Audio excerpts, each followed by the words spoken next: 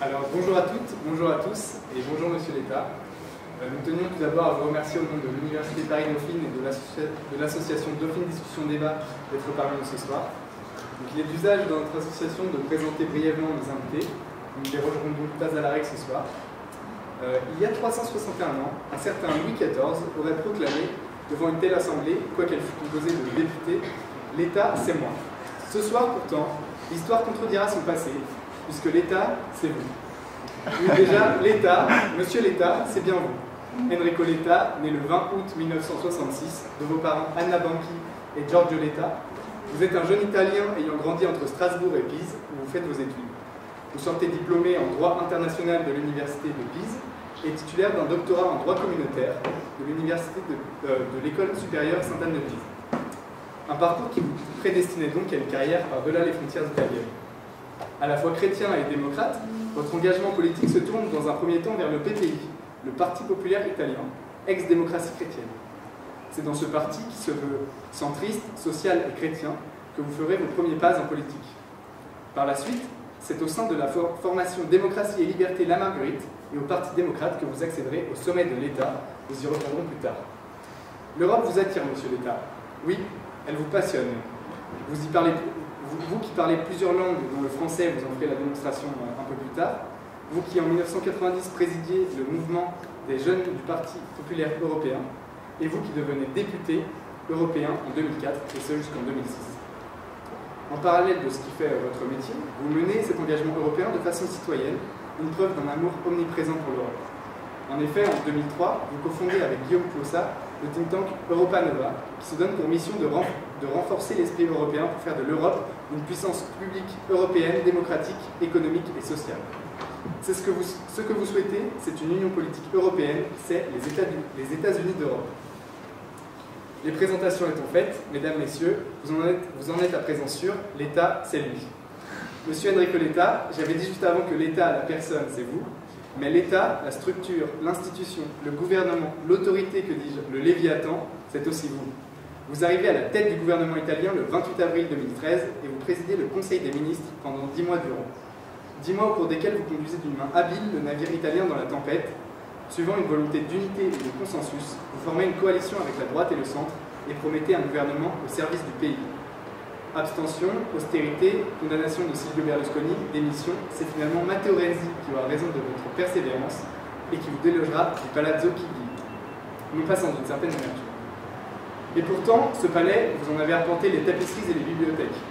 Ministre des Affaires européennes sous Massimo D'Alema de 1998 à 1999, vous devenez ensuite ministre de l'Industrie et du Commerce extérieur de 1999 à 2001, puis secrétaire d'État à la présidence du Conseil des ministres sous Romano Prodi de 2006 à 2008. C'est d'ailleurs votre oncle, Gianni Letta, qui vous succédera à ce poste. C'est d'ailleurs lui, appelé le Richelieu de Berlusconi, qui vous aurait initié à la politique. Monsieur Letta, votre parcours l'a montré, vous êtes un homme d'État. Herman Van Rompuy, premier président du Conseil européen, fait d'ailleurs l'éloge de votre personne. Enrico est un honnête homme, un vrai gentleman, un homme de conviction européenne. Et c'est justement d'Europe que nous parlerons ce soir. L'Europe et les réfugiés, avec le rôle de la Turquie et de l'espace Schengen. Vous nous donnerez votre avis sur la question, vous qui avez mis sur pied l'opération Mare Nostrum de sauvetage en Méditerranée. L'Europe et le Royaume-Uni à l'aube d'un référendum sur le Brexit. Et l'Europe et les nationalismes, de plus en plus nombreux, de plus en plus puissants. Ils interpellent, ils font peur, alors faut-il les écouter, faut-il les prendre en compte? Sur ces questions qui nous taraudent, et sur cette peinture qui, je l'espère, Monsieur l'État, aura su rester fidèle à l'histoire et à vos convictions, je vais vous laisser la parole, ainsi qu'à mes deux camarades, Hippolyte Regnault et Vincent Mazet.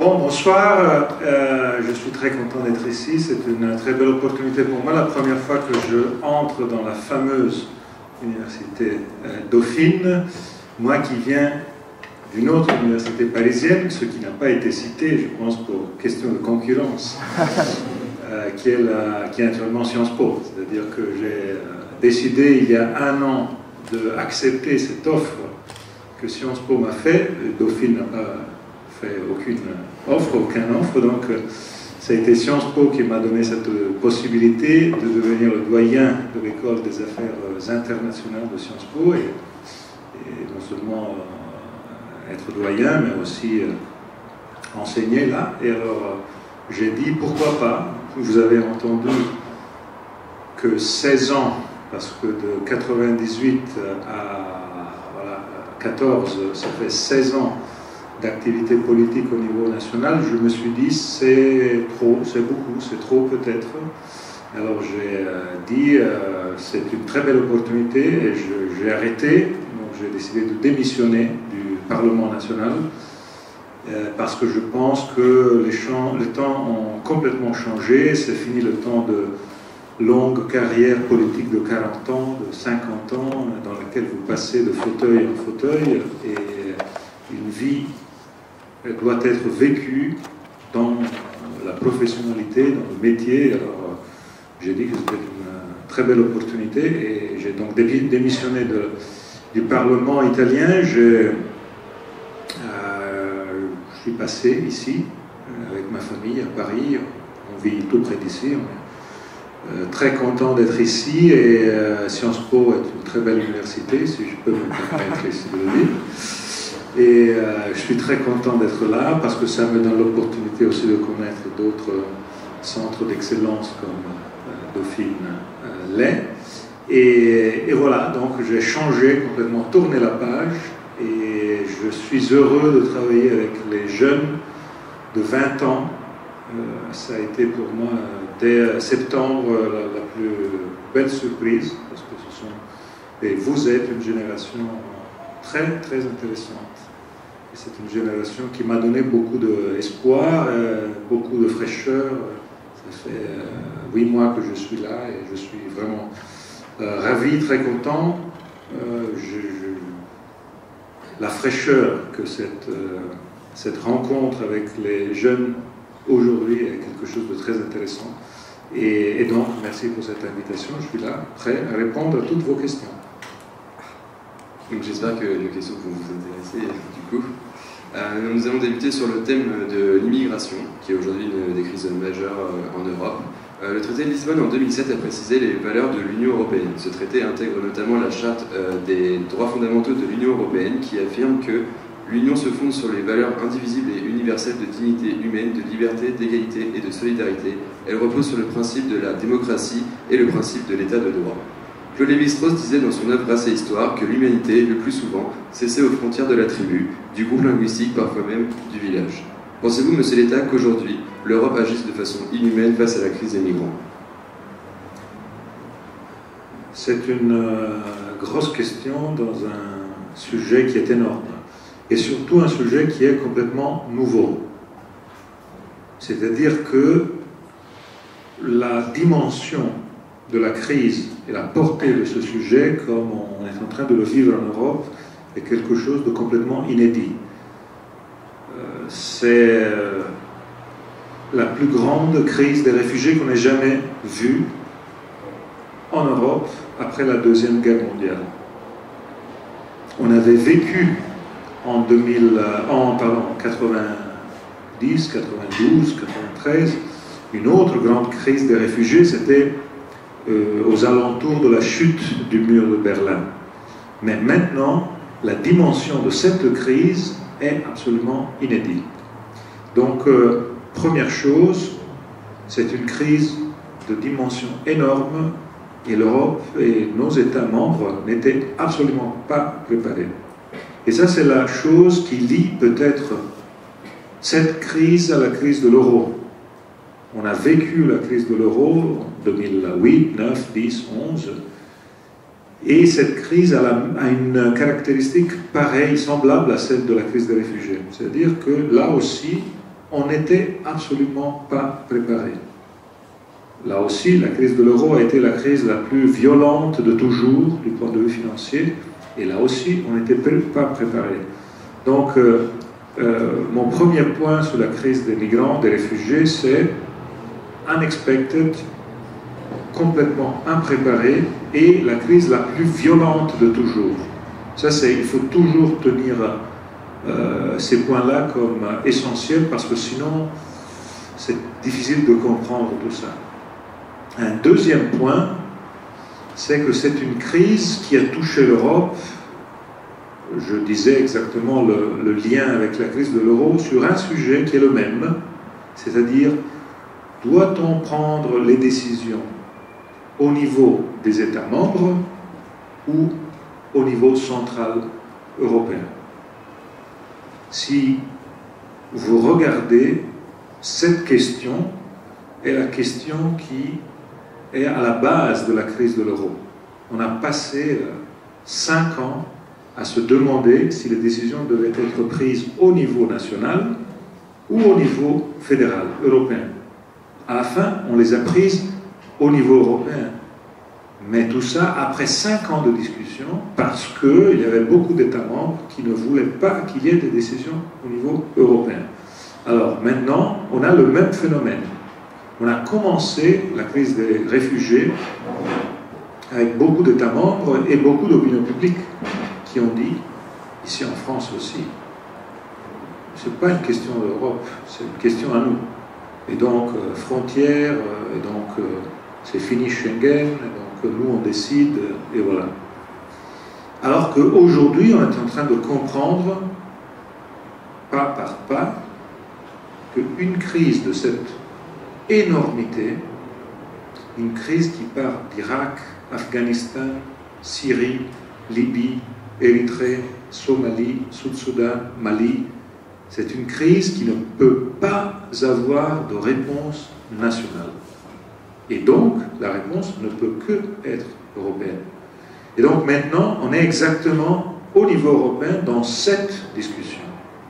Exactement comme c'était il y a 5 ans sur l'euro, où on discutait, c'est aux États membres de décider ou c'est à l'Europe de décider. Aujourd'hui, on est là dans la même discussion au niveau européen sur les réfugiés. C'est une discussion sur laquelle on n'a pas encore tranché. Et si vous voyez les discussions qu'on est en train d'avoir, ce sont des discussions compliquées, parce qu'on continue à se dire, non, c'est à nous, c'est toute la discussion sur la souveraineté. C'est une souveraineté nationale, on dit. Mais il est impossible de donner des solutions nationales à un problème qui n'est pas national, qui est global. Donc il faut des réponses européennes. Et là, on a des difficultés, parce qu'on n'a pas de boîte à outils. Il n'y a pas de toolbox. On était complètement impréparés, on était complètement dépourvus de toutes sortes de boîtes à outils sur un sujet de ce genre-là. Et donc, quand le sujet est arrivé, quand le problème a explosé, on n'avait pas réellement d'outils. Alors là, si vous voulez, je peux montrer dans les détails de quelles sont, à mon avis, les solutions possibles pour le problème. Ce qui est clair, c'est que c'est un problème qui a besoin de débats européens et solutions européennes. Ça, je le dis par exemple en faisant référence à la question de la Turquie. Vous avez vu qu'il y a eu une première solution au problème avec un accord entre l'Europe et la Turquie. Cet accord, que je n'aime pas beaucoup, est un accord qui a été présenté comme un accord global, une grande solution au problème. En réalité, cet accord démontre que seul le niveau européen peut donner des réponses, parce que cet accord, c'est un accord qui simplement est l'accord que l'Allemagne voulait pour bloquer la route des Balkans. Parce que l'année passée, il y a eu, pour la première fois, on a compris dans la question des migrations l'importance du digital, des nouvelles technologies. Pour la première fois, grâce aux nouvelles technologies, les trafiquants ont changé et ont fait changer de route à 100 000 personnes en un mois, qui ont donc cessé de passer sur la route de la Méditerranée, c'est-à-dire Libye, Italie ou Tunisie, Sicile, et ils ont été déplacés tout d'un coup sur la route des Balkans. Et ils sont passés donc de Turquie, Grèce, Macédoine, et puis Hongrie, Autriche, Allemagne. L'accord avec la Turquie est un accord qui bloque cette route qui est la route des Balkans. Mais ce qui est en train de se passer maintenant, c'est que ce n'est pas un accord qui résout le problème à la racine, c'est seulement un accord qui bloque une route. Mais ce qui est en train de se passer, c'est que les réfugiés sont en train de reprendre la route traditionnelle, et donc ils entrent par la route de la Méditerranée. Donc l'accord qui avait été trouvé, c'est simplement un accord qui ferme une route, mais qui va ouvrir à nouveau l'autre porte. Donc, ou bien on trouve des solutions générales au problème. Solution générale, ça veut dire les accords avec les pays d'origine, la solution aux 3 grandes crises, Irak, Syrie, Libye, qui sont la cause des plus grandes migrations aujourd'hui. Troisième, au niveau européen, il faut gérer la frontière extérieure de l'Europe d'une façon coopérative entre nous. Et ça, c'est la seule possibilité de maintenir l'élimination des frontières à l'intérieur de l'Europe. Je suis un peu trop long sur cette première réponse, mais je m'arrête tout de suite. Et la question clé des frontières est que une des plus grandes valeurs de l'Europe est le fait qu'on ait un espace de liberté. Si on remet les frontières entre nous, premièrement, c'est terrible pour tous. Deuxièmement, c'est une perte économique énorme. On calcule que ça va faire un chiffre énorme en termes d'argent si on remet les frontières qui vont bloquer toutes les marchandises d'un pays à l'autre, entre France et Espagne, Italie et Autriche, et tout ça. Mais pour que ça marche, il faut que la frontière extérieure soit sécurisée par la création d'un corps de police frontalière européen, et donc ne pas laisser seulement à la gestion des pays membres. Et, quatrième point, il faut harmoniser toutes les politiques d'accueil des réfugiés. Aujourd'hui, il y en a 28, chaque pays fait différemment, et il faut naturellement éviter ce mécanisme. Il faut donc une seule politique, et naturellement, ce que je disais auparavant, l'aide aux pays d'origine et la solution des crises. Vous parliez justement de l'accord signé avec la Turquie le 18 mars dernier. Vous jugez son efficacité plus que discutable, justement. En revanche, j'aimerais un peu vous reposer la question de l'humain dans ce traité-là. Il a été donné la possibilité en fait, à la Grèce de renvoyer les migrants en situation régulière en Turquie. En échange de quoi la Turquie renverrait des migrants vers la Grèce pour qu'ils soient régularisés. Jusqu'à 72 000 migrants. Pensez-vous que ce soit une solution qui soit humaine, efficace, ou encore une fois qu'on aille dans... Bon, écoutez, je vous raconte mon expérience. Vous avez eu la bonté de citer l'opération Mare Nostrum. Qu'est-ce que c'était Mare Nostrum? C'était le fait que la nuit entre le 2 et le 3 octobre de 2013, il y a eu le premier grand naufrage en mer. Et c'était un naufrage terrible, parce que c'était un naufrage d'un bateau de pauvres migrants qui venaient de Libye. C'était surtout des Érythréens, des Somaliens. Et le bateau a sombré dans la nuit à 200 mètres de l'île des Lapins. Elle s'appelle comme ça, l'île des Lapins de Lampedusa. Lampedusa est la petite île qui est entre la Sicile et la Tunisie. C'est une des plus belles îles, une des plus belles plages de l'île. C'était une plage où les gens se baignaient. Et là, il y a eu 366. Imaginez-vous ce que ça veut dire, 366 personnes qui se sont noyées à 200 mètres de la côte. Il y en a eu quelques dizaines qui se sont sauvées. Et l'île est une île de moins de quelques centaines d'habitants, qui actuellement n'a même pas la possibilité d'accueillir 366 personnes. Figurez-vous, organiser 366 cercueils, 366 deuils. Ça a été le désastre total et ça a été le désarroi total. Alors là, on est tout de suite allé, on a cherché de faire tout le possible pour sauver les personnes, pour mettre en sécurité ceux qui s'étaient sauvés et gérer le deuil, donner au moins un deuil digne à ces gens qui avaient perdu leur vie dans la Méditerranée.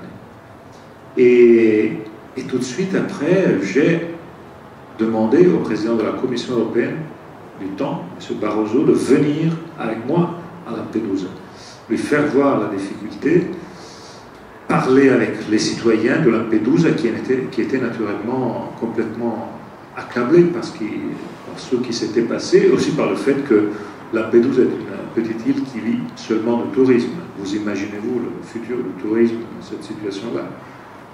Alors, on a visité l'île, on a passé des heures terribles là, et puis naturellement j'ai demandé aux autres leaders européens, écoutez, c'est le premier, mais ce ne sera pas le seul des naufrages. Et on était en 2013. Et je leur ai dit, moi j'ai vu les cercueils blancs des enfants. Mais je vous assure que ou bien on fait quelque chose, ou bien on passera les prochains mois, les prochaines années à recueillir des corps d'enfants dans la Méditerranée.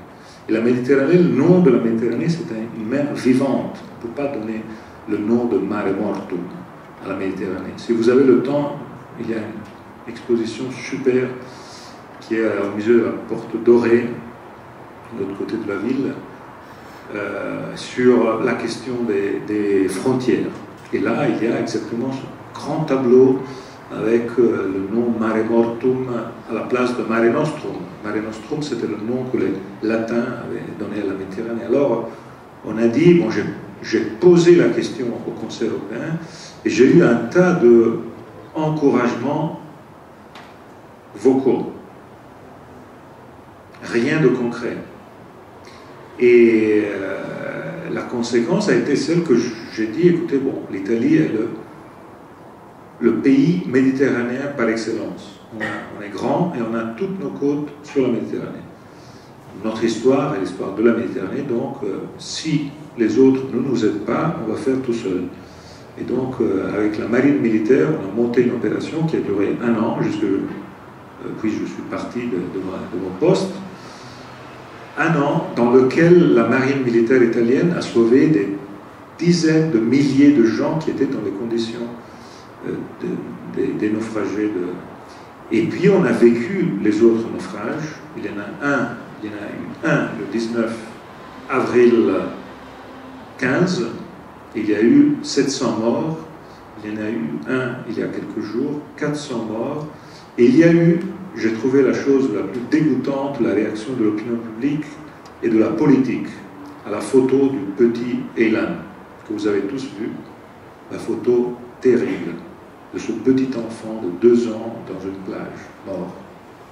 Et alors là, pour quelques jours, l'image de la photo, le coup de poing dans l'estomac, que l'image de cette photo a obligé à changer de position, à faire en sorte que ce qui avait été seulement une initiative italienne devienne quelque chose de plus.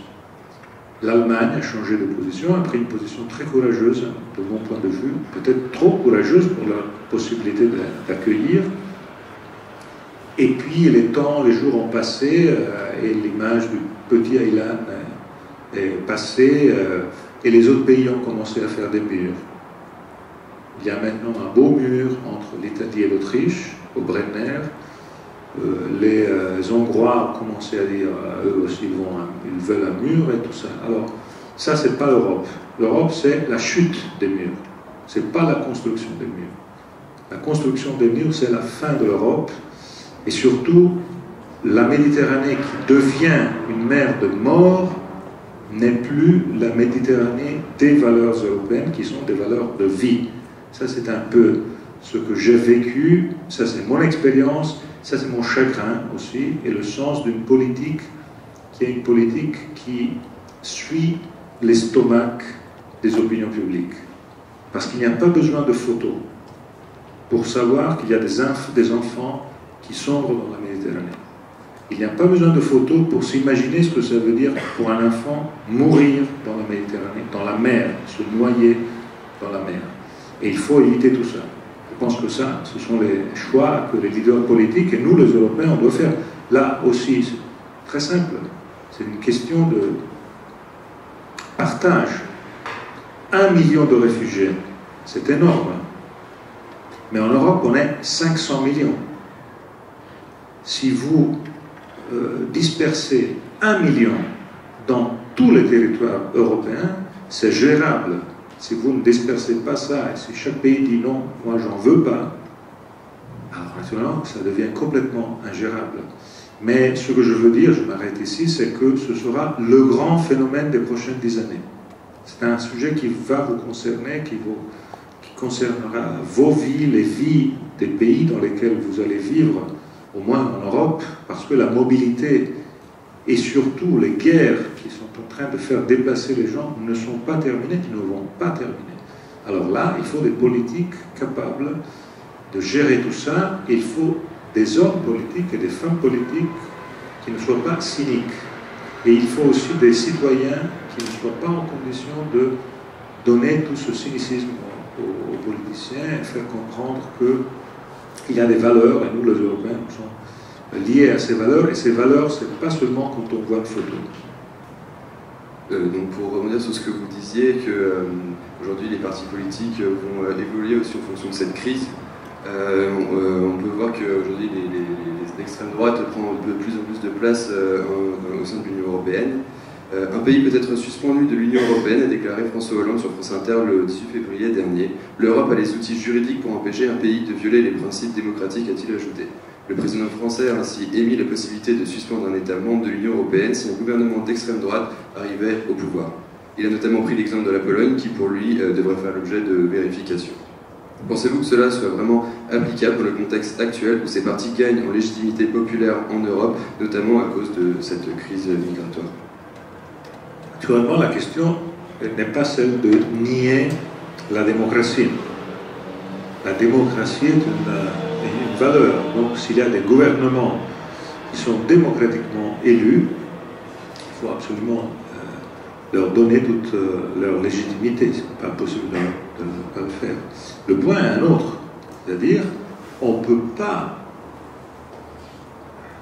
en français vous dites, vouloir le beurre et l'argent du beurre. En italien, c'est un peu plus, on dit, si può volere la moglie ubriaca e la botte piena. La moglie ubriaca, c'est la femme ivre, la botte piena, c'est la grande cave à vin complètement pleine. Et c'est un peu plus, voilà, c'est un peu plus amusant. Mais donc, on ne peut pas vouloir l'argent, le beurre et l'argent du beurre. C'est-à-dire, on ne peut pas vivre dans l'Europe, prendre de l'Europe et ne pas tirer les responsabilités et donc avoir des responsabilités.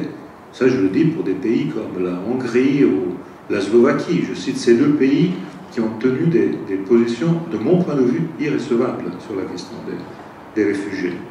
En plus, parce que ce sont deux pays qui, grâce à l'accession à l'Union européenne, ont eu un processus de croissance, de perspective économique, politique, incroyablement positif. Donc là, la question est très simple. Ou bien on est solidaires entre nous, et donc le point est le mot solidarité, qui est le mot essentiel au sein de l'Union européenne. C'est un mot fondamental qui est là dès le début de la vie européenne. Pendant les dernières 10 années, le mot solidarité a été mis d'à côté. Il semblait être un peu poussiéreux, parler de solidarité au niveau européen.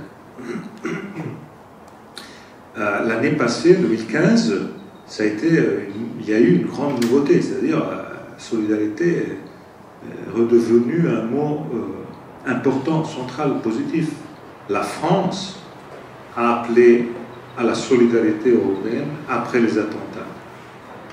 L'Allemagne a appelé à la solidarité européenne après avoir décidé d'accueillir 1 million de réfugiés. La solidarité est la clé de l'Union européenne, mais la solidarité va et vient, c'est-à-dire on la donne, on la reçoit, et c'est donc pour ça que je pense que la question n'est pas la question de la légitimité du gouvernement, c'est une question de solidarité, donc, et de recevoir et donner.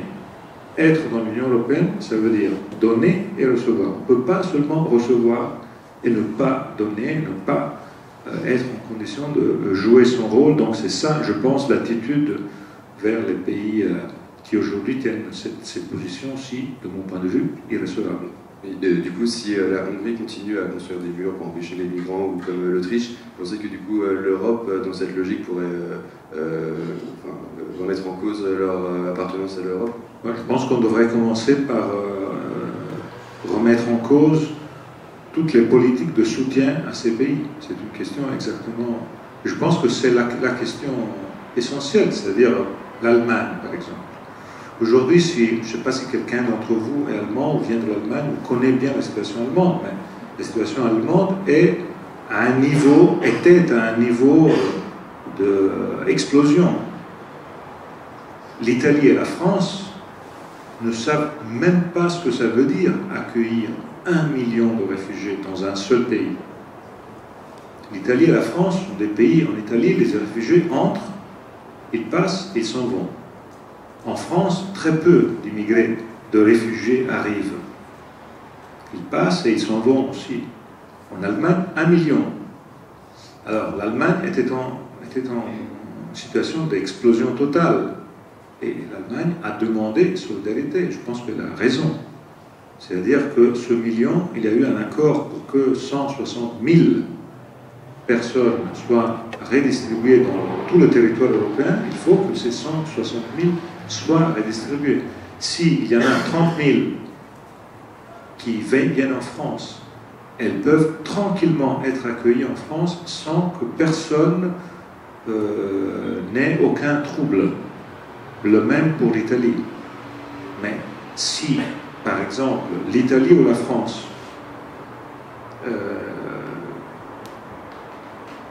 n'acceptent pas d'accueillir les 30 000 qui sont nécessaires et en accueillent 2 000, par exemple. Alors là, c'est un problème. Même chose pour les Hongrois. Mais avec des chiffres pour beaucoup de pays qui sont très simples comme accueil et faire. Donc c'est un grand sujet sur lequel, vous savez, la solidarité, c'est quelque chose qu'on a beaucoup vécu, je répète, comme quelque chose de poussiéreux ou comme quelque chose qui est seulement je donne parce que je suis pitié, parce que j'ai une approche de bienveillance. Il faut faire passer l'idée que dans le monde d'aujourd'hui, être solidaire est aussi dans votre intérêt. Par exemple, aujourd'hui, on paie le bill de n'avoir rien fait pour la Méditerranée pendant les derniers 20 ans. On n'a rien fait, on a donné très peu d'argent, on n'a pas aidé, et on a aujourd'hui un gap terrible, et les gens viennent ici, et ils viennent ici parce qu'ils n'ont pas d'espoir chez eux. Alors il faut donner la possibilité à l'espoir chez eux. C'est pour ça que je dis solidarité, c'est aussi un intérêt. Alors, sur cette question de la solidarité, justement, si on pouvait aborder le thème de parti, justement, qui serait plutôt anti-solidarité européenne. Alors, le 30 avril dernier, Le Monde rédigeait un article sur les faillites du système de financement de l'Union européenne. Des partis néo-nazis européens ont en effet utilisé des fonds du Parlement européen pour organiser une réunion qui devrait avoir lieu le 28 mai à Stockholm. Ces partis néo-nazis, justement, devraient rassembler diverses formations extrémistes, membres de l'Alliance pour la paix et la liberté, comme l'Aube dorée grecque, le Parti national-démocrate allemand ou bien le British Unity. Et c'est au travers de sa fondation Europa Terra Nostra que l'Alliance pour la paix et la liberté, justement, est parvenue à obtenir 400 000 € pour l'organisation de la conférence. Comment expliquer l'existence en fait, de telles failles dans les institutions européennes qui financent des partis qui ne partagent pas les intérêts européens? Je sais et je crois que l'argent pour les activités politiques est reparti au niveau européen d'une façon proportionnelle avec la représentation. Donc, si ces partis, ce sont des partis qui ne sont pas hors la loi et sont dans les institutions, ils ont le droit à faire leurs activités parce qu'ils sont votés par les États-Unis. Là, naturellement, le point est de voir quel est la frontière, la limite. Et la limite ne peut que être légale. En Italie, par exemple, il y a dans la constitution italienne, il est écrit qu'il y a c'est un crime la reconstitution du parti fasciste. Et donc, vous ne pouvez pas, et c'est un crime, contre la loi, faire chose pareil. Donc là, ce sont des questions légales, ce ne sont pas des questions politiques. Du point de vue politique, moi je ne vois aucun problème au fait que tous les partis, de gauche et de droite, même d'extrême gauche et d'extrême droite, aient la possibilité d'exprimer leur position. Le point est légal et probablement au niveau européen, il n'y a pas encore une efficace construction légale pour gérer de façon à qu'il ne se passe pas les choses à lesquelles vous faisiez référence. Merci de votre réponse. On va maintenant passer à un petit jeu auquel nous soumettons chacun de nos invités. Alors vous allez devoir choisir entre ces personnalités. On va vous présenter des groupes de personnalités, il faudra en choisir une. Alors pour le premier, Jean-Claude Trichet ou Mario Draghi? Pour moi, c'est pas difficile, c'est-à-dire je mets le drapeau italien, je dis Draghi, naturellement j'aime beaucoup Trichet. Comment pourrais-je trahir mon concitoyen? Alors entre deux Français, Hollande ou Macron? Bon, j'ai travaillé avec tous les deux, je les aime tous les deux. À la fin, je dis aujourd'hui Macron, il est peut-être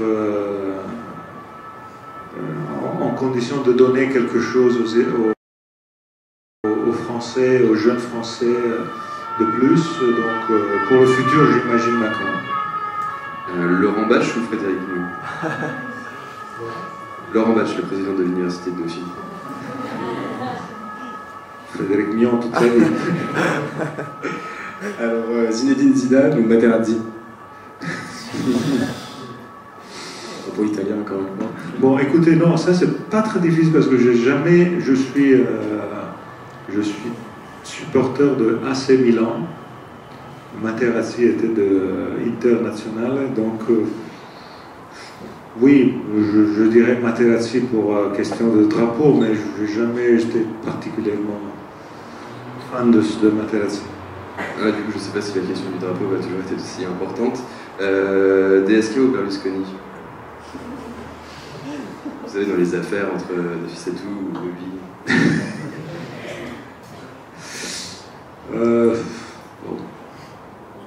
DSK. Et toujours peut-être le drapeau, alors le programme de Sarkozy ou les chansons de Carla Bruni? Bon, les chansons de Carla Bruni, c'est incontournable. On a fini avec le jeu. Donc maintenant, on va aborder le thème de l'attractivité de l'Union européenne.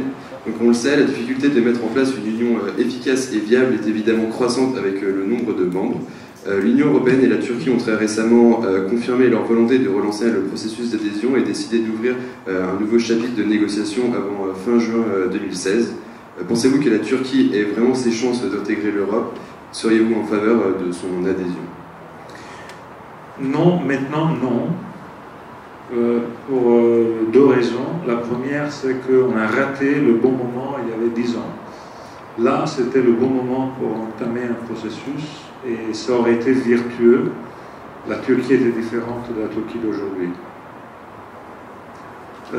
Et la deuxième raison, c'est que, ça c'est un peu compliqué, un peu institutionnel comme réponse, mais on a un problème en Europe. Le problème, c'est qu'on est un club dans lequel il y a la possibilité d'être membre à part entière ou rien. Et ça, je pense que c'est un peu un problème. C'est-à-dire que ce serait beaucoup mieux, et moi je plaide pour une Europe à deux cercles.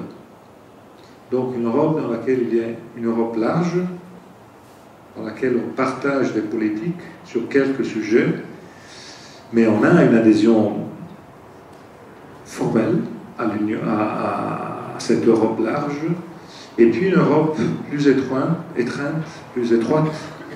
l'Europe des pays de l'euro, par exemple, qui soit plus étroite. Et si on avait une Europe à deux cercles, ce serait plus facile d'admettre des pays comme la Turquie, pour lesquels aujourd'hui c'est difficile de leur offrir la possibilité d'être membre à plein titre. C'est compliqué. Donc si on avait cette idée de deux cercles, on pourrait avoir dans le cercle large non seulement la Turquie, mais aussi résoudre des problèmes qui sont, si vous y pensez, assez absurdes. Quelle est la raison pour laquelle la Norvège, la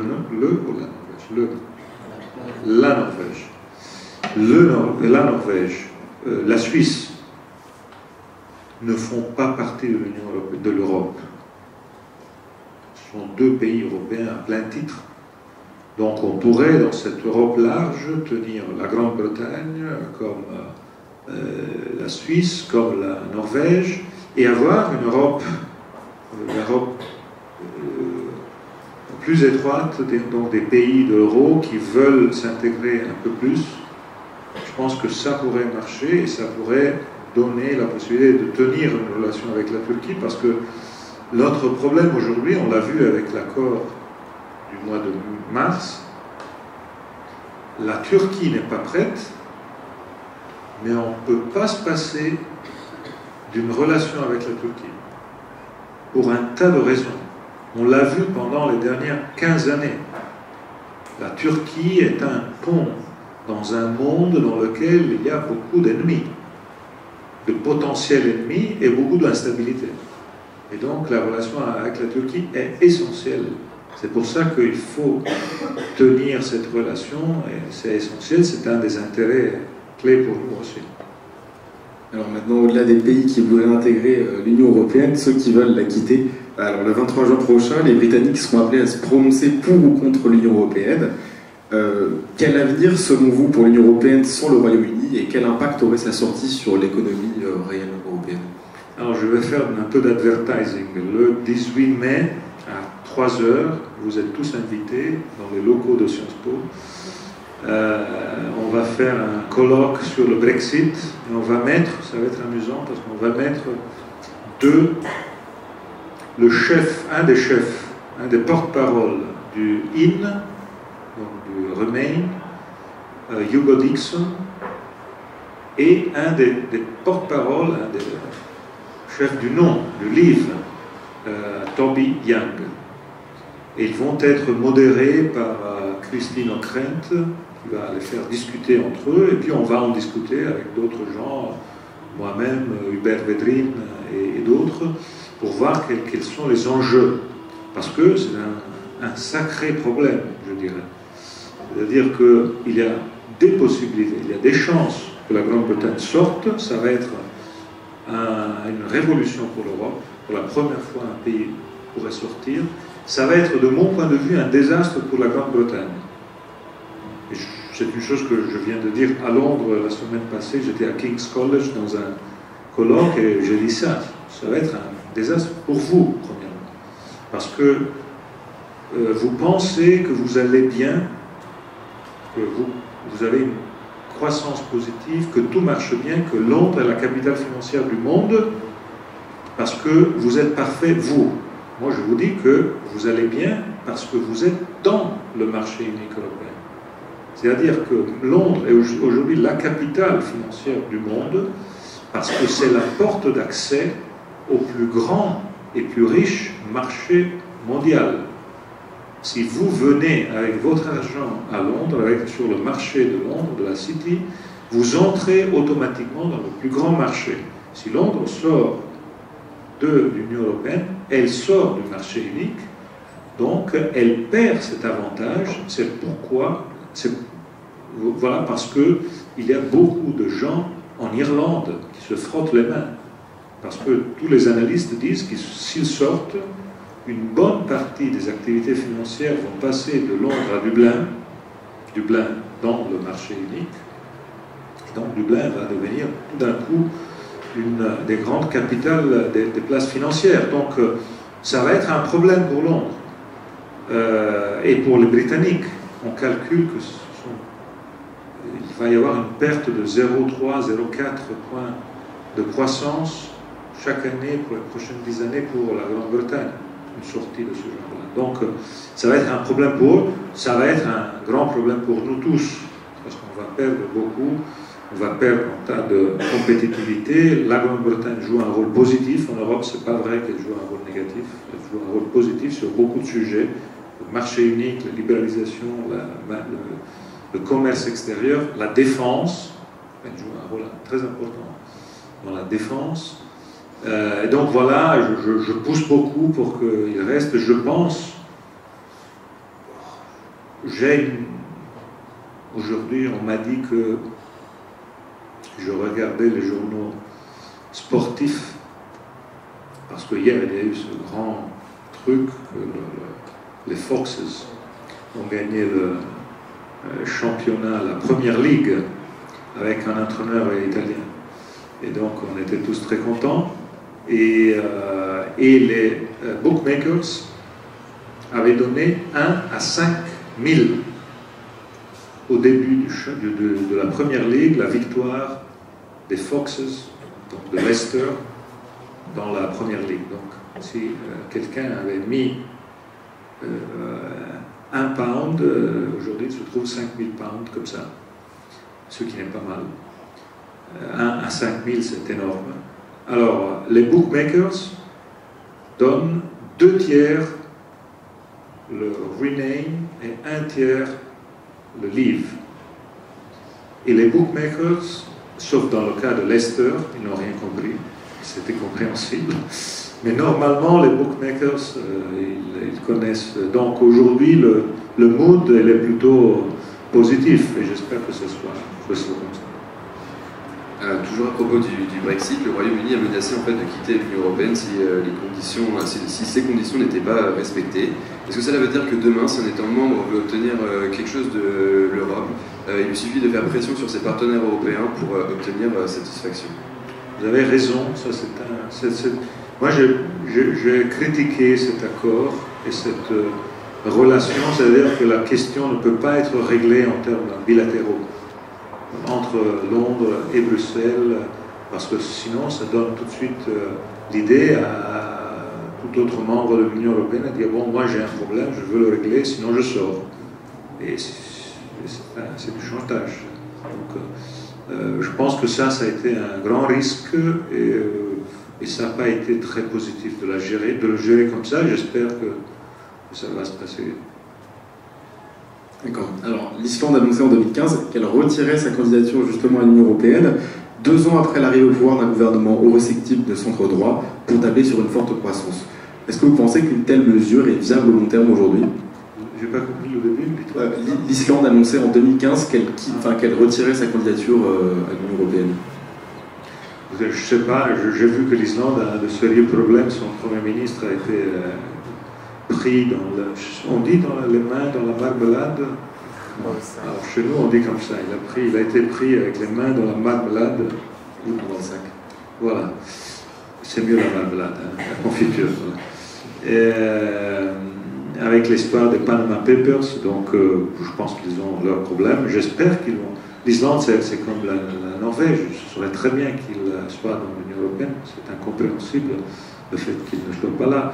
Et c'est un problème de nous tous, de les attirer, de leur faire comprendre que ce serait bien qu'ils soient avec nous. Sur le thème maintenant de la politique monétaire en Europe, la BCE va-t-elle pouvoir garder son indépendance encore longtemps malgré les injonctions des Allemands, en particulier du ministre de l'économie Wolfgang Schäuble? Là, vous savez, je pense qu'il faut toujours prendre au sérieux les Allemands. C'est-à-dire qu'ils disent une chose qui n'est pas bête. Ils disent une chose qui a un sens. Et même Mario Draghi dit ça. C'est-à-dire qu'on ne peut pas demander à une banque centrale de devenir un gouvernement. Ça ne marche pas. Et on est en train, nos gouvernements sont en train de... Ils ont la chance d'avoir Super Mario, Superman qui résout tout le problème, donc une banque centrale qui a ce Quantitative Easing Program, ça marche très bien, mais c'est un programme qui est en train de faire en sorte que les pays membres disent, bon, on peut éviter de prendre des décisions difficiles parce qu'on a la banque centrale qui fait son boulot. Et Draghi le répète toujours, écoutez, moi j'ai fini mes cartouches, maintenant c'est aux États membres de faire leur part, alors que les États membres ne le font pas. Donc c'est les réformes structurelles, les politiques européennes de croissance et les politiques nationales de croissance. Là, c'est le point, Draghi a raison, et là je pense qu'il faut prendre un peu au sérieux ce que les Allemands disent. Là où les Allemands se trompent, ils se sont trompés au début de la crise, et ils continuent à se tromper aujourd'hui, c'est quand ils pensent qu'on peut éviter de mettre des outils européens. Au début de la crise de l'euro, il n'y avait rien, c'était tabula rasa. On n'avait aucun instrument européen.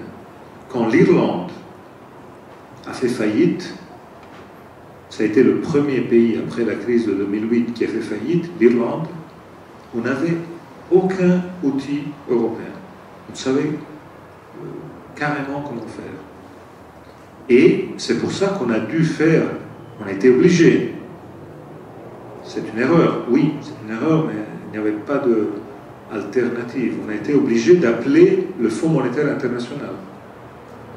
Parce qu'il n'y avait pas aucune expertise, aucun outil européen pour gérer le sauvetage d'un pays qui fait faillite dans l'Union. Aujourd'hui, ces instruments sont là.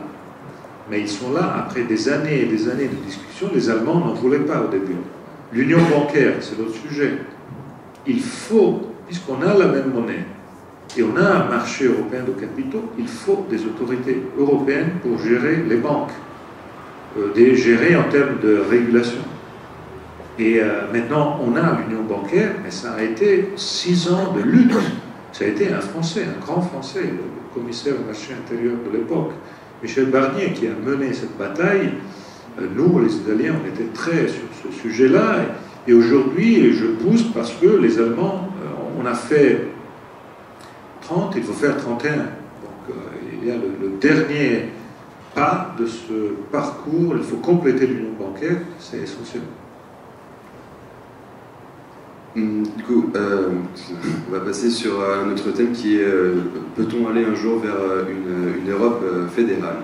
Monsieur l'État, pourriez-vous nous donner votre avis sur le sentiment d'appartenance à l'Europe aujourd'hui? Par là, j'entends que ce dernier a du mal à s'installer, ou du moins à s'imposer à côté de notre identité française.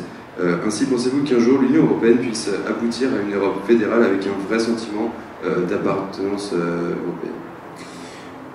Je pense que oui. C'est lié au changement de nos vies. Nos vies deviennent de plus en plus complexes.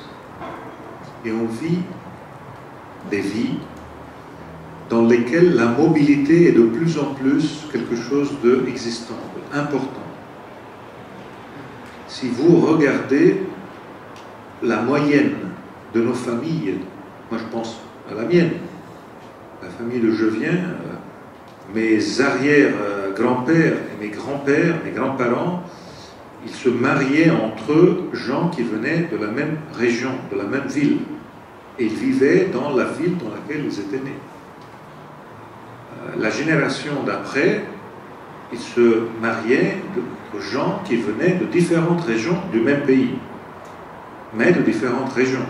Ils ont commencé à vivre dans toutes les villes du même pays, alors que les grands-pères, les arrière-grands-pères, ils étaient tous dans la même ville, dans la même région, dans le même village.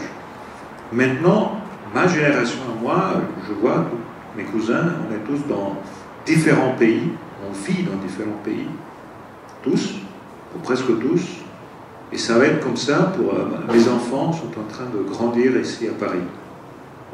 Alors, ça, c'est le passage des générations et la mobilité qui change. Donc, ce changement fait changer aussi l'identité des gens. On ne peut pas se limiter, on ne peut pas se borner à une identité qui est celle du village dans lequel vous avez vécu toute votre vie. Tout ça, c'est bon pour Astérix et le village des irréductibles, parce qu'eux, ils ont toujours vécu là.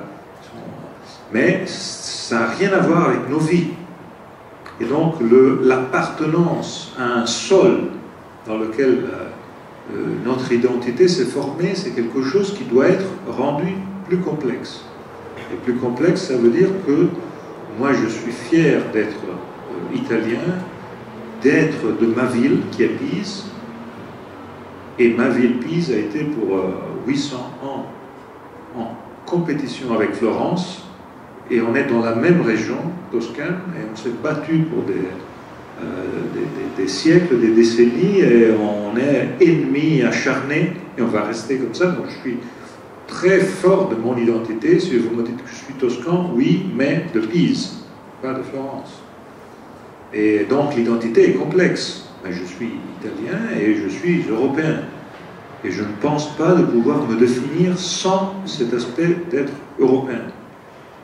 Et voilà, il faut qu'il y ait du temps, le passage des générations. Regardez les choses avec le passage du temps. Nos grands-pères se sont fait la guerre entre eux. Nos grands-pères, de nous qui sommes ici. Mes grands-pères, ils ont fait tous la guerre.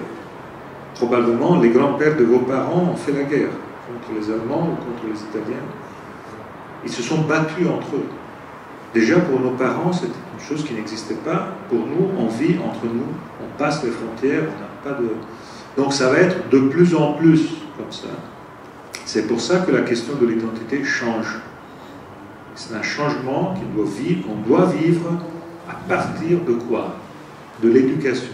C'est pour ça que moi je suis ravi aujourd'hui de vivre une vie dans laquelle l'éducation est si importante, dans laquelle mon métier est l'éducation. Parce que l'éducation est la clé pour cet aspect identitaire. Et méfiez-vous de tous ceux qui élèvent des drapeaux avec des identités territoriales. Normalement, c'est parce qu'ils n'ont pas beaucoup de raisons pour vous convaincre des choses qu'ils vous proposent. Alors, on a le drapeau. Et le drapeau met ensemble tout. En vérité, il faut se convaincre pour des buts, des choses, des solutions à des problèmes. Non pas seulement avec des... Et là, la question de l'Europe que vous posiez, moi je la décline aussi d'un autre point de vue. Il faut une Europe aujourd'hui, et ça c'est un problème des leaders européens, une Europe qui protège. Non pas une Europe froide, qui disent aux gens qui perdent leur travail, c'est l'économie, sorry. Ou les gens qui meurent dans la Méditerranée, il ne fallait pas que vous partiez. Parce que venir ici, c'est dangereux. Non, ça, c'est pas l'Europe que j'aime. Il faut une Europe chaleureuse, qui protège, qui dise aux gens, on doit vous protéger, on doit gérer votre sécurité, on doit vous aider à trouver un travail, on doit vous aider à avoir un parcours de vie. Alors ça, je pense, une chose très importante. Et l'Europe aujourd'hui, et nos pays membres, on est très... Puis avec l'Europe, on joue tous au bouc émissaire. Vous voyez, c'est très facile. On dit, bah, j'ai vu tous les premiers ministres, tous les hommes politiques jouer une fois dans leur vie au bouc émissaire avec l'Europe. Une chose négative que vous devez annoncer à vos citoyens, c'est très facile de dire, écoutez, ça c'est une obligation européenne. Moi, je ne voudrais pas vous imposer cette taxe, mais c'est la faute de l'Europe. Ces stupides bureaucrates européens m'obligent, et donc voilà, je vous augmente les taxes. Ça, c'est pas très bien, surtout quand c'est dans la bouche d'un Italien. Parce que là, on augmente les taxes parce qu'on a fait trop de dettes dans le passé. Et on a une dette énorme parce que dans les années 80, nos ancêtres ont fait des dettes. Et aujourd'hui, on a trop de dettes. Donc quand on dit c'est l'Europe qui nous oblige, bon, heureusement, l'Europe nous oblige aujourd'hui à ne faire plus de dettes. Parce qu'elle n'était pas là dans les années 80, à éviter qu'on fasse la dette la plus grande d'Europe. Donc je parle de mon propre pays, mais chaque pays a ses propres problèmes. Alors une dernière question de notre part avant de passer à quelques questions de public. J'aimerais justement rebondir sur ce que vous avez dit de l'Europe protectrice, en parlant de l'Europe de la défense. C'est une idée qui revient souvent sur le tapis en ce moment. comment faire une Europe de la défense, sachant que seuls les Britanniques et les Français ont une armée véritable et considérable. Par ailleurs, quand on sait qu'une intervention peut devoir être décidée en très peu de temps, par exemple avec le Mali, une Europe de la défense, à savoir donc à 28, est-elle compatible avec cette exigence de rapidité et de flexibilité? La question de l'Europe de la défense va venir, de mon point de vue, parce que c'est une question d'actualité. Est-ce que, j'imagine que vous suivez les élections présidentielles américaines. C'est très amusant. Avec Trump, on s'amuse beaucoup. Mais c'est très, très intéressant aussi. Une chose est claire, les Américains ne veulent plus payer pour notre propre sécurité, nous les Européens. C'est une question qui concerne peu la France, parce que la France a toujours eu une armée et une projection militaire propre, mais ça interroge tous les autres Européens, les Italiens, premièrement, mais les autres, les Allemands aussi, parce que nous, on a une projection militaire qui est basée sur l'aide américaine. Donc si les Américains disent on ne va plus jamais payer pour la sécurité des autres pays européens, on a un sacré problème là aussi. Alors là, le point est, est-ce que vous pensez qu'un homme politique, dans la prochaine campagne électorale en France ou en Allemagne, va prendre des votes en disant, écoutez, vous les citoyens, on a peu d'argent, mais un peu de ce peu d'argent, il faut le mettre pour rendre encore plus importantes nos dépenses militaires. Est-ce que vous pensez que quelqu'un va dire ça sérieusement? En Allemagne, en Italie, c'est une chose qui n'existe pas. Personne ne va dire ça. Parce que ça va vous faire perdre des votes. Il faut dire, je mets de l'argent dans des choses qui sont populaires, pas dans le militaire. Mais le problème est que nos pays doivent mettre de l'argent dans le militaire parce que le désengagement des Américains va changer complètement la donne de notre sécurité. Notre sécurité est un problème, comme on l'a vu, on est en train de le voir. Et alors là, le sujet existe et l'Europe de la défense est positive parce que ça va nous éviter des overlappings qu'on a aujourd'hui parce que les pays européens font tous la même chose. Donc on pourrait s'organiser en coopérant entre nous et donc en évitant d'avoir des overlappings qui font monter les dépenses et gérer mieux ce qu'on met pour le militaire. Merci beaucoup. Nous allons maintenant passer aux questions du public. N'hésitez pas à lever la main.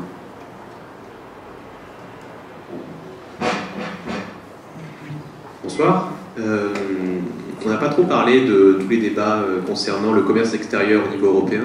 En ce moment, on est en train de négocier un traité transatlantique qui patine un peu. Moi, ma question, elle concerne finalement le protectionnisme européen. On a créé une zone d'échange, de libre-échange européen. Mais est-ce qu'on a réussi à construire une frontière extérieure? On dit souvent que les marchés chinois, américains sont extrêmement protégés. On a du mal à les pénétrer, nous, avec nos entreprises. Est-ce que c'est l'inverse en Europe, c'est-à-dire aucune barrière, aucune douane, aucune barrière tarifaire qui permettrait donc de dire, selon certains, que l'Europe est ouverte aux 4 vents? Grand sujet, et un sujet sur lequel on a un tas d'intérêt, nous les Européens, à ouvrir les autres marchés du monde. La discussion est compliquée parce qu'on a peur, en ouvrant le marché, qu'on puisse avoir l'entrée de marchandises qui peuvent être négatives pour nous les consommateurs. Là, il y a un principe de précaution qui met une barre très haute en Europe. Et donc, il faut tenir cette barre très haute et ne faire d'accord que quand le principe de précaution est mis en application. Mais pour nous, c'est un grand sujet et un grand intérêt. Je fais l'exemple des États-Unis. On a cette négociation qui probablement va s'arrêter parce qu'il n'y a pas de consensus. Alors, je vous raconte ce que j'ai vécu en première personne. C'est une chose que pour les Français et les Italiens, on comprend tout de suite ce que ça veut dire. Pour nous, l'agriculture Et le food, ce sont les appellations d'origine. Cette chose pour laquelle vous pouvez appeler Pont-l'Évêque seulement un fromage. Qu'est-ce qui se passe? Dijon. Seulement un fromage qui est fait à Pont-l'Évêque, en Normandie. Et vous ne pouvez pas appeler Pont-l'Évêque un fromage qui est fait ici. La même chose pour le camembert et pour tout le reste. Alors, en Italie, on a le même problème. Et il faut faire donc des accords pour lesquels les grands marchés reconnaissent les dénominations d'origine. Alors, j'étais, dans ma visite à la Maison-Blanche, chez Obama, à discuter de ce sujet-là. Les Américains, comme vous savez, ils ne sont pas très sensibles à ce sujet. Pour eux, c'est une chose, si une chose est bonne, elle plaît, on peut la faire naturellement de Philadelphie à Minnesota. Et donc cette question des appellations, pour eux, ça n'existe pas. Alors je lui ai expliqué, écoute, je te fais l'exemple du parmesan. Le parmesan, c'est une chose que faisaient nos ancêtres. Ils le faisaient avec des façons... Et aujourd'hui, toute la force du parmesan, c'est exactement que quand tu manges du parmesan, tu manges une chose qui est exactement comme c'était et comme ce sera. Et c'est une chose qui a aussi un goût culturel, pas seulement un goût. Tu sais que c'est seulement là, à Parma et Reggio, qui est fait et tout ça. Parce que ça s'appelle Parmigiano Reggiano, etc. Bon, à la fin de tout ça, elle me dit, bon, j'ai compris pourquoi, c'est intéressant, on va vous aider, on va chercher de éviter que aux États-Unis, tout le monde fasse ce affreux parmesan. Il n'y a absolument rien à voir avec le parmigiano, et qui est terrible, et qui emploie ce nom parme, et qu'ils ne peuvent pas l'employer. Très bien, très content de ce succès. On passe à table, dans la dining room de la Maison Blanche, et on était 6 à table. Il y avait le menu, et en honneur de l'hôte italien, le menu commençait avec roquette, on dit roquette, ouais, arugula en anglais, arugula and parmesan, et c'était du pur parmesan américain. Je lui ai dit, écoute, bon, tu vois que c'est un sacré problème, parce que pour vous, c'est pas un problème d'offrir même au Premier ministre italien une chose qui est contrefaçon pure, et qui ne pas dire, tu as raison, mais il m'a dit, tu dois comprendre que pour celui qui a organisé ce repas, l'attitude était positive, de te dire, bon, tu viens, toi l'italien, nous aussi on apprécie beaucoup le parmesan, bon, on en fait nous aussi. Je lui dis, écoute, exactement ça c'est le problème. Donc, tout ça pour dire que sur ces accords, on joue beaucoup, c'est pas seulement la question de camembert, parmesan, c'est beaucoup plus large, plus important naturellement.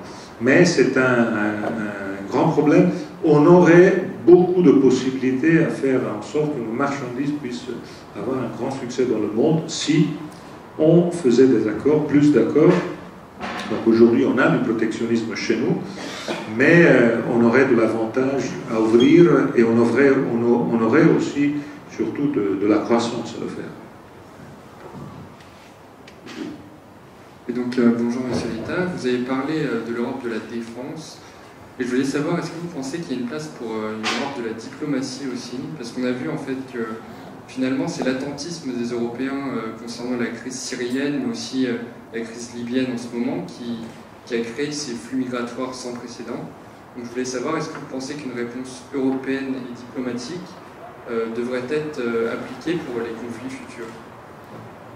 Ma réponse est oui, mais je sais que c'est très difficile, c'est très compliqué. Un pas en avant a été la création de ce métier de diplomate européen. J'espère que beaucoup d'entre vous le sauront. Un métier, une construction d'une diplomatie européenne. Dans chaque pays du monde, vous avez le représentant de l'Europe. Ce qui, dans beaucoup de pays, est important parce qu'il y a les petits pays qui ne peuvent pas avoir un ambassadeur dans tous les pays du monde. Ce serait trop lourd. Et donc, je pense que c'est une des choses qu'on va faire, de mettre ensemble de plus en plus. On a eu des succès. l'Iran est un succès de la diplomatie européenne qui a poussé beaucoup pour que les Américains et les Russes travaillent ensemble. Donc il y a des succès, mais il faut qu'on comprenne que c'est plus important d'avoir un succès ensemble plutôt que chercher d'avoir un petit drapeau, chacun d'entre nous. Petit drapeau, chacun d'entre nous, sur un sujet, c'est quelque chose qui, à la fin, oui, vous donne une petite satisfaction, mais rien de plus.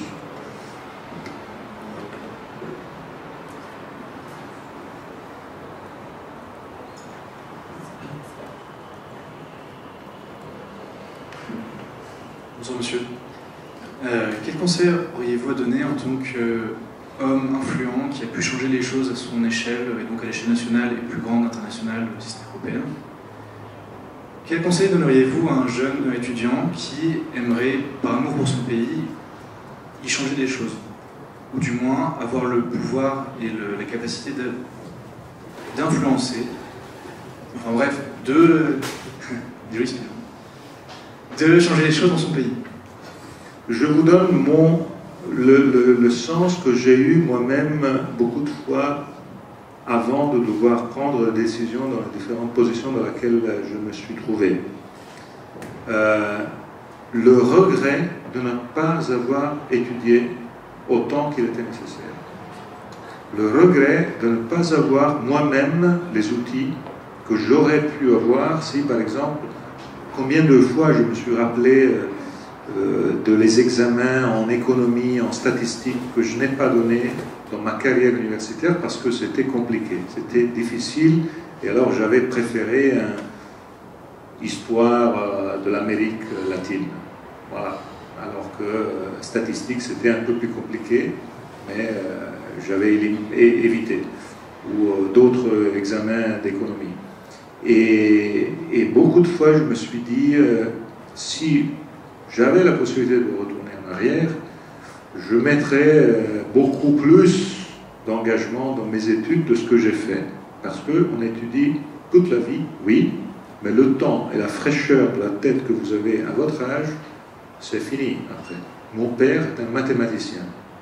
C'est pour ça que j'ai vécu à Strasbourg, parce que l'Université de Strasbourg est un pôle des mathématiques dans le sujet d'où il était spécialiste, le calcul des probabilités. Et il me dit toujours, un mathématicien, il crée entre les 18 et les 29 ans. Après les 30, il fait du maintien de ce qu'il a créé pendant les 10 ans, entre les 18 et les 29. Et parce que la tête, la flexibilité, l'ouverture est une chose qui seulement à cet âge vous donne une possibilité de... Ce qui ne veut pas dire qu'après vous êtes dingue, absolument, mais ce qui veut dire que la fraîcheur qu'on a à cet âge, voyez les langues, voyez les langues.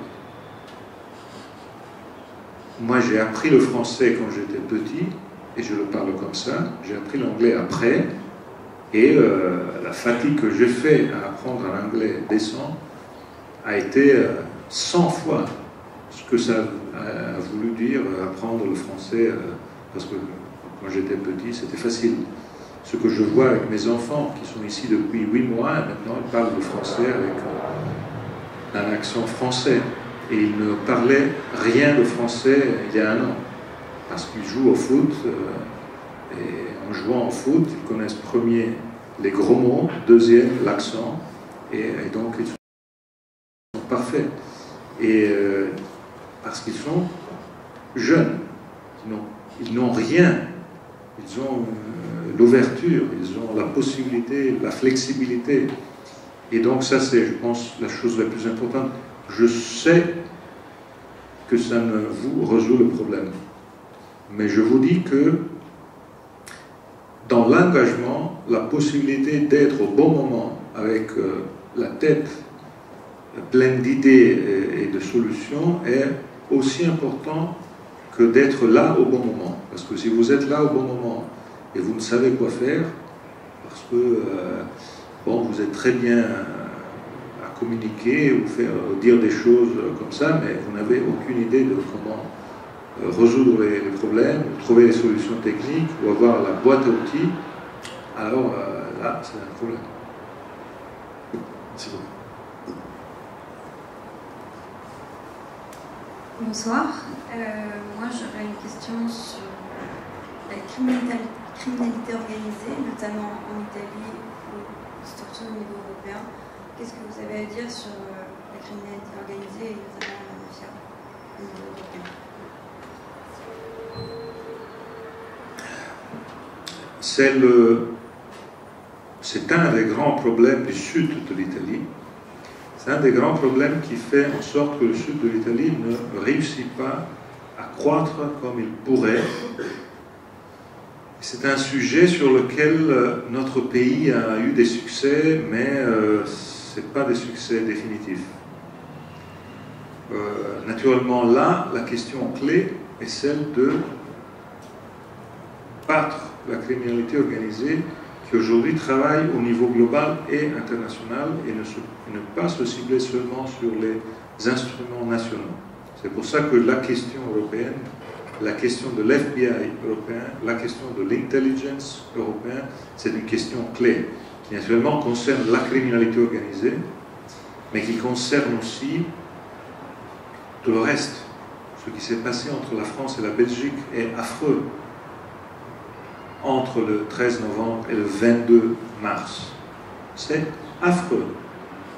Les terroristes qui sont passés d'un point à l'autre de notre continent, même avec les frontières, qui ont pu le passer sans problème, c'est affreux. C'est la démonstration du fait que contre ce genre de terrorisme, il faut une réponse européenne, et c'est contre le terrorisme et contre la criminalité organisée de même.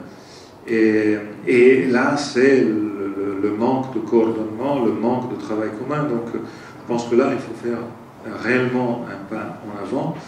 Mais en Italie, le problème est celui de la criminalité organisée. J'ajoute aussi, aujourd'hui, il y a une nouvelle vraiment mauvaise. Un maire d'une ville importante qui a été pris par la justice. La corruption aussi est un grand problème, qui reste, bien que dans les dernières 20 années, on a continué à évoluer, à dénoncer tout ça, mais je trouve qu'il y a un problème de corruption qui reste énorme. Un problème d'acharnement, d'opacité de procédures et voilà, je pense que c'est le grand problème pour lequel les gens ne font plus confiance aux politiciens, à la politique. Il y a trop de corruption. C'est pour ça qu'il faut de la transparence totale. Et il faut, je le dis toujours, moi j'ai fondé en Italie une petite école parce que je me suis dit, bon, je vais avoir 7 ans, 2016, 50 ans, j'ai fait un long parcours en politique, maintenant j'ai quitté, je gagne ma vie autrement, je n'ai aucune revenu de la politique, je n'ai ni retraite, ni pension politique, ni rien d'autre, je gagne seulement ma vie avec mon travail, mais il faut redonner quelque chose aux plus jeunes de ce qu'on a appris. Et alors j'ai créé une petite école 100 jeunes Italiens avec lesquels on fait un parcours sur la politique complètement gratuitement pour eux. Et la première chose que je leur ai dit, c'est si vous voulez faire de la politique, premier point, votre autonomie. Il faut que vous ne fassiez pas de la politique pour trouver un travail. Alors, les deux choses doivent être séparées. Vous vous engagez dans la politique, mais vous devez avoir votre autonomie professionnelle. Parce que c'est la seule chose qui vous donne la possibilité d'être libre. La liberté de dire « je n'aime pas cette chose-là » et donc je dis « non, je démissionne, je laisse ». Et je peux le faire parce que je gagne ma vie d'une autre manière, pas avec la politique. Si je la gagne seulement avec la politique, je vais faire tous les compromis de ce monde pour rester là, parce que sinon, à la fin du mois, je n'ai pas comment vivre. Et ça, c'est aujourd'hui la question clé qui vous donne autonomie, liberté et crédibilité, parce que les citoyens vous voient et ils disent, bon, Il dit des choses qui sont des choses bien ou mal, mais il n'y a pas d'arrière-pensée qui le fait seulement parce qu'il doit rester là, parce que sinon, il n'a pas comment gagner sa propre vie. Bonjour Monsieur le Premier ministre. D'après un sondage IFOP, l'image de l'islam s'est fortement dégradée en France et en Allemagne cette année, avec près de 50% des interrogés qui considèrent que c'est une menace pour l'identité de leur pays. Ça profite notamment aux partis d'extrême droite comme le FN ou Obdoré, qui puisent dans les peurs des gens qui sont notamment nés à la suite des attentats et de la crise migratoire. Et on a d'ailleurs observé une vague de xénophobie en Europe qui est illustrée par les très bons scores de ces partis aux élections européennes de 2014. Donc ma question est la suivante, quelle réponse l'Europe doit donner selon vous? J'ai vu aussi le sondage, c'était sur le Figaro il y a 3-4 jours, c'est un sondage qui m'a beaucoup inquiété. C'est France, Allemagne, je me demande quel est le score en Italie. Je pense que la question clé est une question de ce que je disais auparavant, l'Europe qui protège. On doit faire monter et diffuser ce récit d'une Europe qui protège, mais il faut aussi faire passer un autre récit. Moi, j'emploie toujours, quand je parle aux médias italiens, qui connaissent un peu moins l'histoire de ce qui s'est passé en janvier 2015, l'histoire de Marabat, ce Hamed, le policier musulman, qui a été tué par des terroristes islamistes radicaux. Et donc, c'était deux façons de vivre l'islam. Et nous, on doit défendre la façon dans laquelle Hamed vivait l'islam en Europe et en France. Avec la devise de gendarme, avec le drapeau français, en défendant tous les citoyens français de toute religion, en cherchant de rendre leur sécurité et protection. L'exemple et l'image du pauvre Hamed est, je pense, l'exemple de ce que ça veut dire, le fait que toute généralisation est absolument déshonnête et ne marche pas. Parce que ce n'est pas là le point et la solution du problème. La question clé est là, comment protéger nos citoyens et comment gérer ces lieux de protection de façon plus efficace, ce qu'on n'a pas fait jusqu'à maintenant et ce qu'on doit absolument faire. Merci beaucoup, Monsieur l'État, pour cette réponse. C'est maintenant la fin de ce débat. On était très heureux de vous avoir avec nous. Merci pour toutes vos réponses.